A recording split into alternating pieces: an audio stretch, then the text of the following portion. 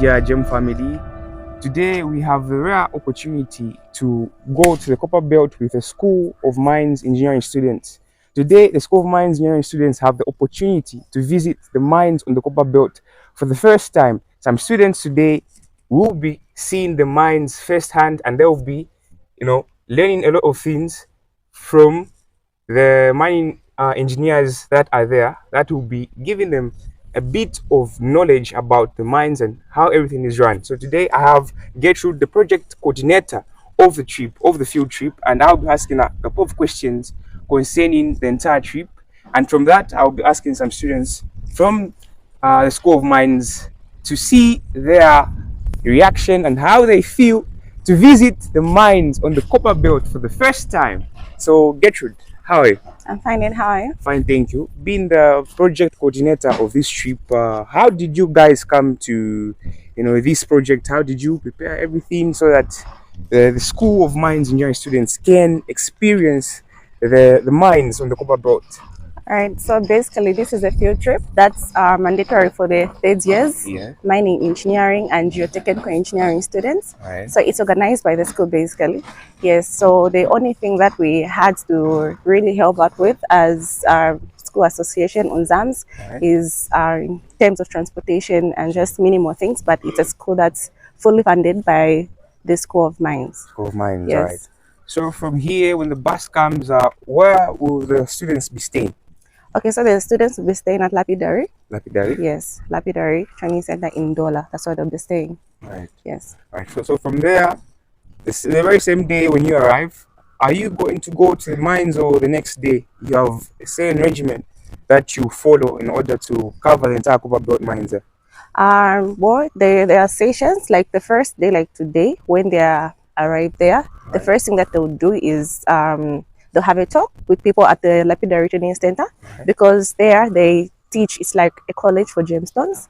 Yes, so they're going to teach them about various gemstones. Probably tomorrow also they'll have a lab there to teach them about various gemstones that are there, just to give them an insight about things that are there, which is gemology. Gemology is basically the study of gemstones and stuff like that. That's what they're going to be learning at Lapidary Training Center. All right. Yeah. Right. So there you have it, guys. That's the entire regimen of what's going to be happening today. And is that 5 days, right? Yeah, today and tomorrow. So this is the first day, and then we have a couple of days. Yes. Right. For other things too. So from Lapidary, after that, where do we go? From there, they're going to visit some underground mines. Right. Possibly they're going to go to Lubambe and Changa. Yes, and then there's also they're also going to go to Grizzly. That's a gemstone mine. All right. Yeah. So is it that you guys are just focusing on gems, the School of Mines, or will you be looking at the minerals as well? Because there's Mopan, there's KCM. So why didn't the School of Mines and Unzaams target that? Or is it that maybe next year you have a program for that? Not really. Gemology, basically the study of gemstones, is just a component of the trip. That's why they're going to KCM also. Right. Yes, they're going to an underground mine to also see things that we've been learning about, the underground mine, the shafts, and all those things. So it's not just that, they're going to learn other things too. Yes. All right. That's interesting, guys. So keep stay tuned on Green Engine Media, because we'll be making some sort of documentary of the entire trip, the entire field trip, from the underground mines to the site to the entire journey. So please stay tuned. All right. So Mr. Charles, you're the second student that I'll be asking of how you feel to be on this trip. So what is the feeling so far? How can you just express your emotions so that people can see how excited you are to visit the mines? Huh? Oh yeah. I'm very excited, especially to be like for the first time to be on the underground mining. So I'm just so excited. I'm excited. Yeah. I didn't see this coming, but we'll see. Yeah. So you are from the copperbelt, right? No, I'm from Central Province. Central Province. But have you visited the copperbelt before, or any mine so far? No, this is actually my first time visiting. Yes. So it will be a memorable experience, right? Yes. Okay. So make sure that we document everything, so that even the future mining engineers that will be coming will experience that, right? Yes. Right, sure. Thank you. Thank you very much, Mr. Charles. All right. Thank you.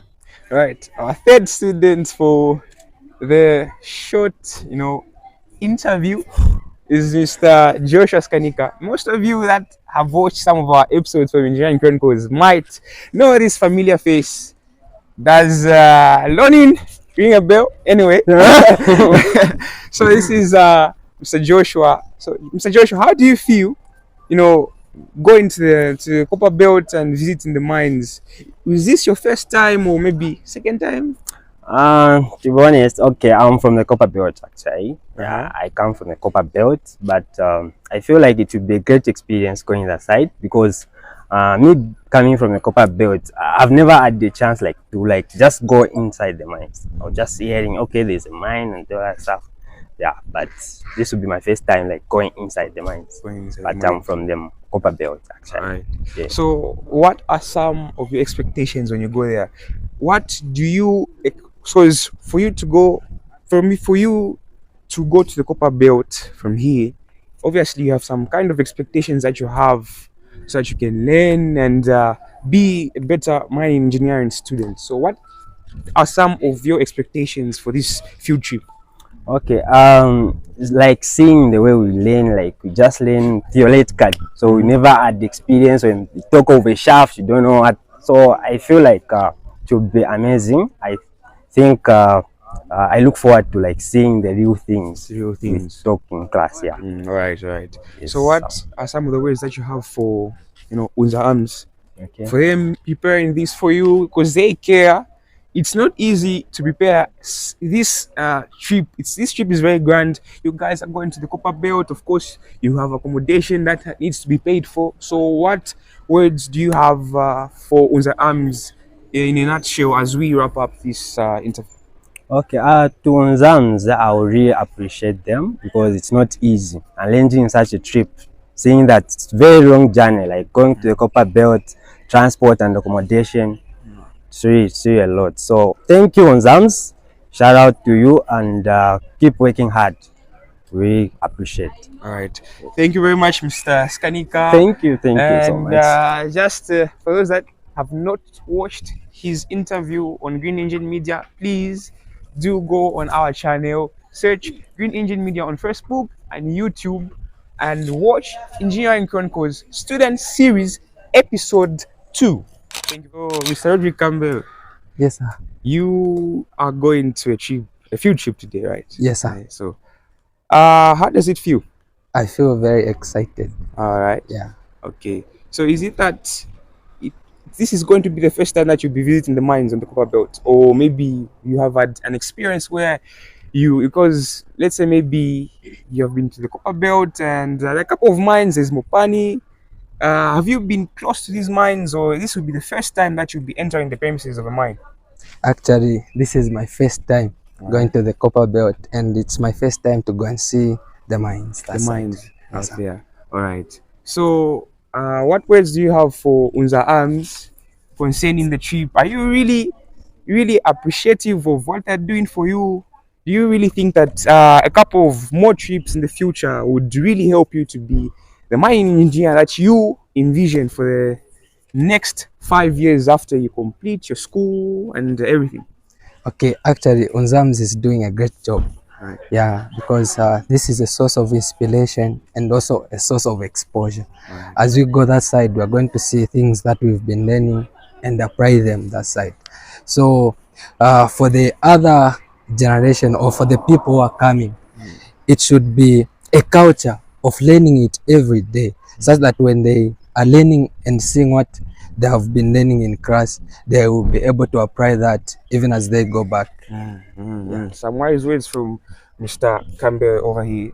Right. Advice I have for the students for under the School of Mines, or those that want to come to School of Mines, is that School of Mines is a nice school. Yeah, it provides programs that are very important to our nation. As you know, one of the largest growing industries, the mining industry. So now, I'd love these guys to come so that we may develop our nation together, because if you love mining engineering, you realize that there are some great things that you would do for the nation, like the selling of copper. They have discovered big hole for copper. So now, if we increase on the market of copper as a nation, it will be very helpful to everyone. Yes, sir. Right. Thank you very much, Mr. Kamere, for that wonderful advice to the second years. So all I have to say is join us and let's go to the copper belt to see the mines. After that, the mining engineer is in the making. We're ready to go. The students had everything ready, bags packed with clothes and gear for the occasion. Here they await for departure as they wait on another bus to ferry them all to the copper belt, the land of riches in its womb. Upon arrival, some students were very excited as they danced on the copper belt soils for the first time in utter amazement. Here you could see a couple of students showing off their move. From there, they arrived at the Gemstone Processing Center and Lapidary Training Center in Ndola, which was officially opened on the 21st August 2007 by the late President, His Excellency Mr. Levi Patrick Manawasa. The Lapidary Training Center was the host of the students as it provided all lodging facilities for the students to stay on. As the next day, day 2, the students attended training in gemology. Gemology is the study of gems and gemstones. It involves understanding the formation, identification, and classification of gems as well as their properties and value. It includes examining the physical and chemical properties of gems, such as their hardness, color, and clarity. We could see the instructors showing them how to use specialized equipment for cutting, shaping, polishing, and examining gemstones. Some of the common tools and equipment that were used are trim saws and slab saws, used to cut rough gemstones materials into smaller slabs or shapes suitable for further processing. These saws use diamond tip blades to make precise cuts in hard stone. Number 2, grinding wheels and grinders. These are used for rough shaping and smoothing of gemstones. Diamond coated grind wheels are common as they can handle the hardness of gems. Number 3, faceting machines. These specialized machines are used to cut and polish the facets on gemstones. It allows for precise angles and patterns to maximize stone brilliance and light reflection. Number 4, carbon machine. Used for creating rounded and smooth shapes such as carbocones, which are non-faceted gemstones. The machine includes wheels for grinding and polishing. And last but not the least, laps and polishing pads. Laps, often made of materials like felt, leather, or metal, are used to polish the gemstone surface. Polishing compounds like diamond paste or cerium oxide are applied to the pads to give stones a high gloss finish. After being shown how to use the various machines, the students were allowed to use them to process precious stones like amethyst and sugarite. As we can see, the final results, perfectly and immaculate polished gemstones, some done by the students.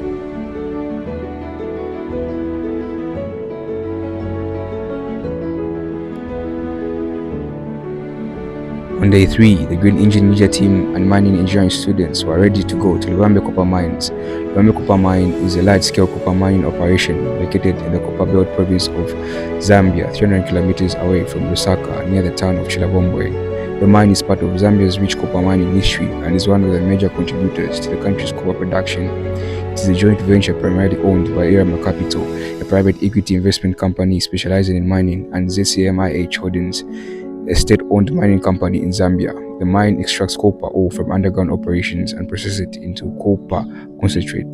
The concentrate is then exported for further refining or sale on the international market. The mine has significant reserves and is designed for long-term production. Lubambe Copper Mine has been undergoing expansions and upgrades to increase its production capacity and efficiency. Lubambe plays an important role in Zambia's economy. At Lubambe, the students were moved underground through the entry portal while they went more than 300 meters below the surface. The students saw for the first time the workings of rock mechanics. Rock mechanics is a study of the behavior and properties of rocks under different physical and environmental conditions. It is a branch of geotechnical engineering and geophysics that focuses on understanding how rocks deform, fracture, and react to forces such as stress, pressure, and temperature.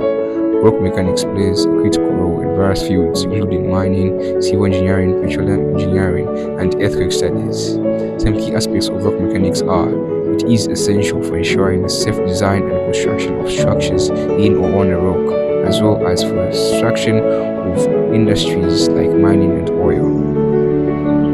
Some key activities done underground were drilling in the rock holes to place in explosives or blasting later in the night.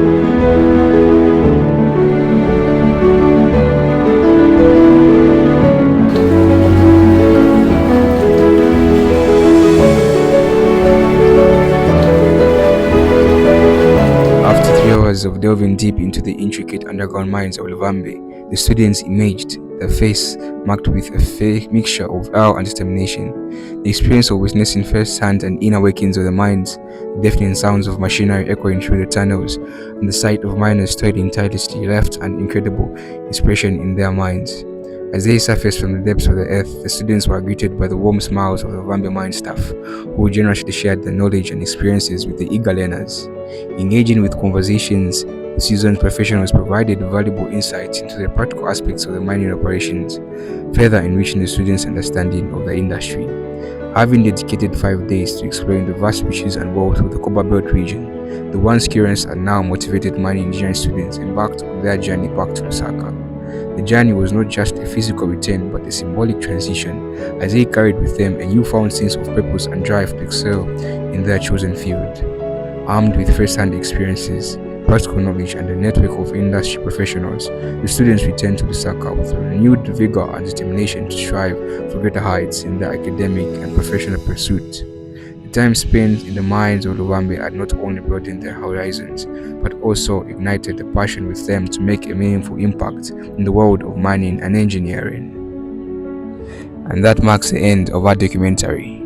Please follow and subscribe on our YouTube channel, Green Engine Media, and follow us on Facebook as well.